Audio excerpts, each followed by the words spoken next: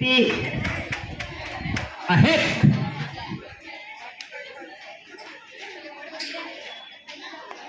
ಉಸಿರನ್ನು ನಿಧಾನವಾಗಿ ತೆಗೆದುಕೊಳ್ಳುತ್ತಾ ಹಿಂದಕ್ಕೆ ಬಾಗಬೇಕು. ಹಿಂದಕ್ಕೆ ಬಾಗಬೇಕು. ಸುಮ್ಮನೆ ಕೈ ಎತ್ಕೊಂಡು ನಿಂದ್ರದಲ್ಲ. ನಾನೆಲ್ಲ ಐದು ಎತ್ಬಿಡಿನಂತಲ್ಲ, ಹಿಂದೆ ಬಾಗಬೇಕು.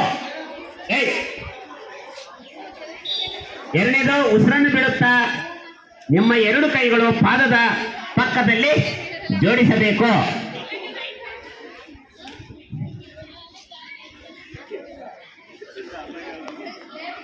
ನೆಕ್ಸ್ಟ್, ಬಲಗಾಲಿಂದಕ್ಕೆ ಹೋಗ್ಬೇಕು. ಈ ಸಲ ಒಂದ್ಸಲ ಎಡಗಾಲಿಂದಕ್ಕೆ ಹೋಗಿವೆ, ಈಗ ಬಲಗಾಲ ಹೋಗ್ಬೇಕು ಹಿಂದಕ್ಕೆ.